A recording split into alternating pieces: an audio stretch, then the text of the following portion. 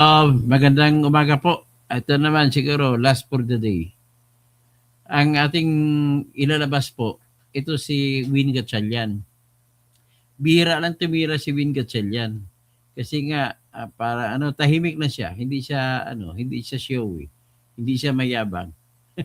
Kahit minsan nung panahon na nagagawa sila ng pwesto ni Alan Peter Ketan, mayabang siya noon eh. Grace Line, magandang umaga po. Okay, mag-music muna tayo. Sara, Sara, wala nang iba. Sara, Sara, wala nang iba. Sara, Sara lang pag-asa. Sara, Sara, siya lang makapakulong. Mga kontraktor ubusin niya. Si BBM Sandro ikulong niya. Si Tamba Zaldi ikulong niya. Tapang at malasakit ibalik para bayan ay manahimik. Durugin ang sindikato sa korte, sa DPUA, sa DS Void, sa PhilHealth. Okay, ito naman, ibabanat natin ang ating musika. Musika ng Tirador.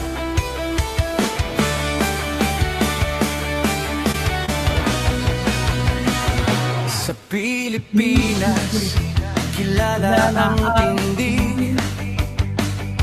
Hindi kayang bayaran ni numan ang kanyang prinsipyo. Kapag may inaapi, siya ang nariyan. Kapag may bayaran, siya ang hadlang. Hindi siya tiklop sa pananakot ng iilan. Hindi siya alila ng sino mang mayaman. Kung ang kapangyarihan nila ay inaabuso, hinahawi niya yan mano-mano. Kapag ang taong bayan ang nasasakal, siya ang unang sumusugot, tumatagal. Hindi perang sukatan ng halaga, kundi kung sino ang lumalaban para sa masa. Totoo kasing tirador, totoo kasing tirador. Kakapin ang naaapi, kalaban ng sakim na mandarambong. Totoo kasing tirador, totoo kasing tirador. Hindi kayang bilhin ang puso niyang matibay.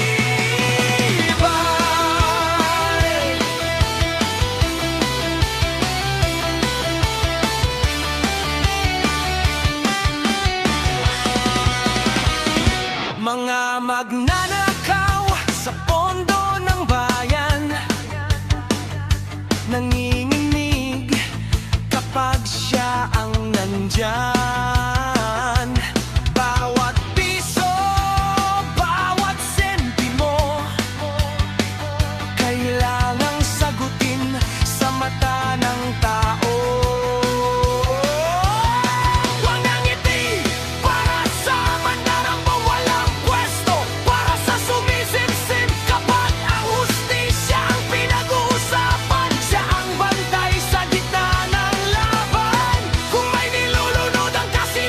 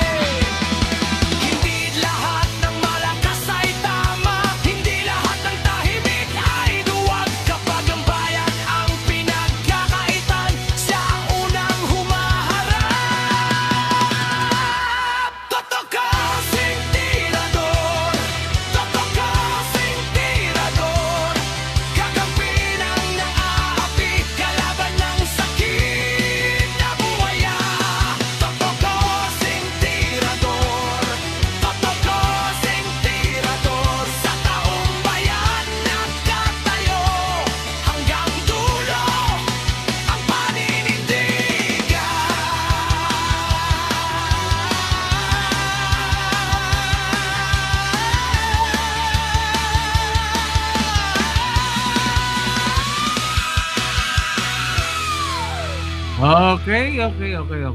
Diretso na tayo sa ating gagawin. Okay.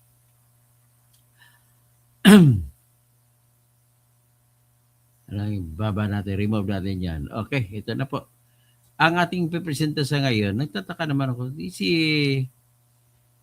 nakikita ko dito may fairness din si Kwan, may sense of fairness din si Win Gatchalian. Although, parang tingin ko sa kanya, parang pure Chinese. Pero nag-amo-amin naman siya na pure Chinese siya. Pero ang puso niya ay Pilipino. At kasi naman, naging citizen, Filipino citizen na rin siya. So, good morning, Teachers Pet TV. Morning from Charlotte, North Carolina. Okay. So, si Sikwati, Binaki, Sikwati o Binaki. Maayong buntag kanimo. Taga bukid nun, di ay ka, ha? Maayong buntag. So, good morning, Rico Dalangpan Recoleto. Si Grace Lang, morning po. Okay, ito po pag-usapan natin. Ito po, nakikita natin nagtanong si Win Gatchalian. Di ba, Senate President siya. Pero magkatabi sila ni Chis Escudero. Tanong siya, ang kanyang punto ng tanong ay ganito. Napansin niya na yung 375 million, tatlong taga 125, na binigay kay Sara noong 2023 ay automatic na binasura ng Commission on Audit ang kanilang resibo.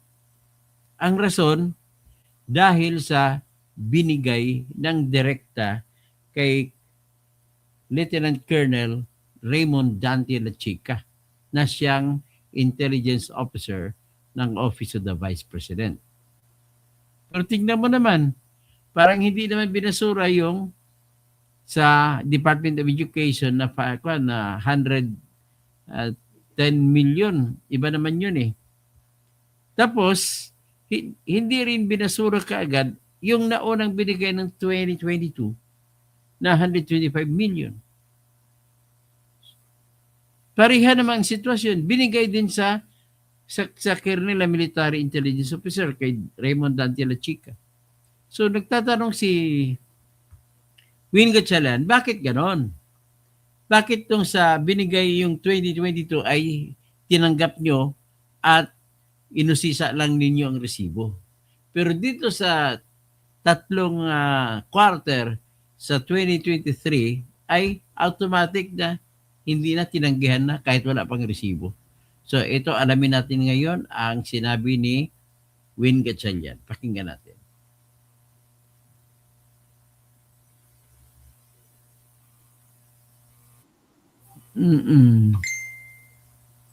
Ito si Win Gatchalian.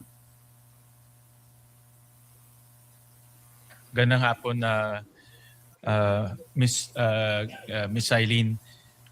Tama po ba? Narinig ko kahapon na kaya na disallow yung OVP for 2023 amounting to 375 million is dahil ibinigay ni Acosta kay Lachica yung pera. Yes po, Your Honor. Okay. At so lahat yun disallow in 375. Opo. Tinitignan ko rin tong transcripts ng House kung saan sinabi ni Acosta na yung fourth quarter of 2022, ibinigay rin yung 125 million kay Lachica. At on the same transcript, November 25 to 2024, sinabi naman ni Fajarda na ibinigay yung 37.5 million kay Colonel Nolasco. So in both instances, yung fourth quarter of 2022, tsaka yung buong DepEd confidential funds, ibinigay ng special dispersing officer sa iba. Kung ganyan rin ang sitwasyon, di dapat ma-disallow rin yung fourth quarter ng 2022 at buong DepEd confidential funds. Tama po ba? Yun po kasing sa disallowance nung sa DepEd, di ba nga, yung sa DepEd po kasi is di ba po meron na kaming na issue na credit notice. And dahil nga po sa additional information after namin ma-release yun, August 2024 po kasi yun, November 2024 nagkaroon ng CGPA. So, pinag-aaralan pa po kasi this is the first time po kung sakali man na magre-reopen kami ng settled accounts. And ito po kasing reopening is with the authority of the COA chairperson. Kaya po pinag-aaralan po kung ito ay i-reopen dahil nga po it is the first time and this involves voluminous documents na kailangang isa-isahin Pero po. pag titignan natin yung circumstances, pareho eh. Opo, Binigay tama yung po. pera kay La Chica, binigay yung pera kay Nolasco. Kung ganun susundan natin na rational, pwedeng ma-disallow rin yung fourth quarter OVP at buong DepEd confidential funds. Tama? Yes po, tama po. So, pwedeng ma-disallow buong 612.5 million na confidential funds sa OVP at sa DepEd. Tama? Tumpak, ganun talaga logic na ni Win Gatchalian. Tama. Pero bakit yung sa 125 billion hindi din isalaw sa ganung dahilan? Yes po, tama po. At yan ay dapat ibalik Opo, ng dahil, mga accountable officers. opo, tama po. Bakit mahalaga ang papel ng Special Dispersing Officer?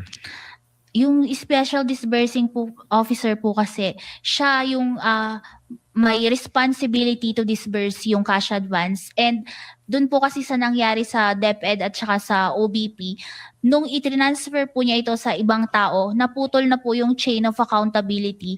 Nawala na po yung wala na siyang personal knowledge kung talaga bang ginamit ito ng mga security officers na pinagbigyan for confidential activities po talaga. And mababaliwala yung certification na this is for the confidential operations of the agency po and legal and necessary yung naging gastos po. In your opinion ngayon na ibinigay ito sa non-Special Dispersing Officer, anong pwedeng mangyari sa pondo na sabi mo kahapon public funds? Dahil nga po naging mali yung paggasta nito, kailangan pong ibalik ito sa pondo ng bayan. Kung binigay sa hindi siya na SDO, non-SDO, anong pwedeng mangyari doon sa pondo? Pwede po itong magamit sa hindi dapat paggamitan na hindi for confidential expenses. anyway, May risk na ganun. Alright. Thank Kahit you. ano Mr. pa ang President. rason, ay klaro po na magkaiba yung sitwasyon. Klaro po na mayroong tinatawag selective application. So, yan po ang nakita natin. So, anyway, in relation to that siguro, mabuti na rin siguro na total, ano lang naman, ipakita natin yung iba. Ano pa ba? Yung sa Torsimbina, sa Lugutan. Okay, siguro ipakita rin natin ito yung banat ni Attorney Season laban kay Ligutan. Nagmayabang sa labas. O sige, ipakita na lang natin. At saka komentahan natin. At 11:29 a.m. by one of the private prosecutors, Attorney Amando Virgil Ligutan. And this was posted at 11:29 a.m. by one of the private prosecutors, Attorney Amando Virgil Ligutan, posting that a principal or lawyers and law students know by heart misleading questions are not allowed even in cross-examination. Now, this was posted and picked up by Inquirer.net at 11:29 a.m. today. And I surmise that this has something to do with the exchange between the private prosecutor, Attorney Kapunan, and the defense counsel, Attorney Ferrer, on the matter of the cross-examination question that Attorney Ferrer asked the prosecution's witness. And I have here a transcript because I find it troubling that the private prosecutor would do this in the middle of a courtroom hearing. Because as far as I'm concerned, impeachment court is also a court of decorum. And the rules on impeachment under Rule 18 actually prohibits participants, especially lawyers, from commenting about the merits of the case. Now, and I think it is inappropriate to do that to a fellow member of the bar because even as we sit on the opposing side of this hall, we remain to be both members of the bar, and as officers of the court, we owe each other respect, politeness or even kindness. And it doesn't take one to be a lawyer to know that the first thing that our parents teach us to do is humility. Your Honor, in the interest of fair play, may I request that the counsel for the panel of prosecutors, Attorney Virgil Ligutan, be recognized. Your Honor. Unfortunately, counsel, no, the presiding officer will not allow that at this time. Your Honor, good afternoon. I confirm receipt of the manifestation with the request for subpoenas ad testificandum for the 4 intended witnesses of the prosecution for next week. I would just like to inquire the order in which the prosecution intends to present these 4 witnesses, specifically who would be their witness on Monday, Tuesday, and Wednesday, just for our guidance. I believe it is in the order stated Pareja, followed by Acosta, followed by Fajarda, and then Ortonio, Your Ortonio. Honor. We confirm, Your Honor. In that order. So the subpoena for Ortonio will be issued only on 18 and 19 for sure, because surely we cannot take him up on the 17th. Thank you for the clarity, Your Honor. Second item is that we also would like to confirm that as of today, in response to the directive of the presiding officer, we have not yet received any request for any potential stipulations or any factual stipulations the prosecution intends to ask from the defense. However, the more important manifestation that I would like to make today, Your Honor, is in relation to a social media post that I happened to see. And this was posted at 11:29 a.m. by one of the private prosecutors, Attorney Amando Virgil Ligutan, posting that a principal or lawyers and law students know by heart misleading questions are not allowed even in cross-examination. Now, this was posted and picked up by Inquirer.net at 11:29 a.m. today. And I surmise that this has something to do with the exchange between the private prosecutor, Attorney Capunan, and the defense counsel, Attorney Ferrer, on the matter of the cross-examination question that Attorney Ferrer asked the prosecution's witness. And I have here a transcript because I find it troubling that a private prosecutor would do this in the middle of a courtroom hearing. Because as far as I'm concerned, impeachment court is also a court of decorum. And the rules on impeachment under Rule 18 actually prohibits participants, especially lawyers, from commenting about the merits of the case. Now, one may argue that this isn't about the merits of the case, that he probably was just commenting about what ought or ought not to do in a cross-examination, but we're not naive. What the private prosecutor is talking about. He's here. He can explain it. He can explain himself if the presiding officer so desires. But I really just find it in bad taste to do this at this time. And I think it is inappropriate to do that to a fellow member of the bar, because even as we sit on the opposing side of this hall, we remain to be both members of the bar, and as officers of the court, we owe each other respect, politeness, or even kindness. And it doesn't take one to be a lawyer to know that the first thing that our parents teach us to do is humility. Your Honor. No, I'm not yet done, Your Honor. In fact, I have asked one of our lawyers to review the actual transcript from the video that transpired between the prosecutor and Attorney Ferrer, and it would seem that in the heat of the exchange, or in the passionate exchange of the arguments between the prosecutor and Attorney Ferrer was not even actually referring to misleading questions as allowed, as implied in the social media post of Attorney Ligutan. In fact, it's here. The court can confirm this from a replay of the video. Attorney Ferrer, sinabi. Okay. So anyway, nireklamo lang si Attorney Ferrer, nagreklamo lang si Attorney Season dahil ang mga abogado ng prosecution nagsasalita. Winarningan na sila ni Chis Escudero, huwag magsalita. Kaming mga hindi abogado dyan, pwede kami magsalita. Pero sila mga partisipante ay bawal. Kasi nga, Ohio gozaimasu, Mary Jane Andrade. So hanggang dyan lang muna, titingnan natin, pakita natin, tapos let's take what happens tomorrow. Yan lang naman siguro ang unang pinaka-huli ko makita nito. Maliban na siguro, sige mag-proceed tayo siguro, pakinggan natin ng mga tinanong ng mga prosecutor. Saan na ba yung mga tinanong ng prosecutor?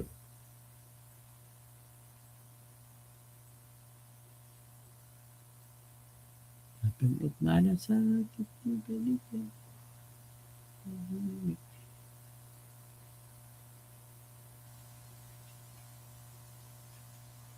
So hanggang dyan lang muna at may gagawin ba tayo? Maraming salamat po sa lahat. At ang aking masabi, walang api kung walang magpapaapi. At ang hindi nagbabagi, ang nagbabagi ay hindi umayaw. Ang umayaw ay hindi nagbabagi. Yan ay sabi po ni the greatest Ilocano singer na kumanta ng sari-saring problema sa ulo mo'y tumuturta. Tumawa ka, bakit hindi? Tawanan mo ang iyong problema. Bye-bye, magandang umaga. Si Amik. Okay, magandang umaga po.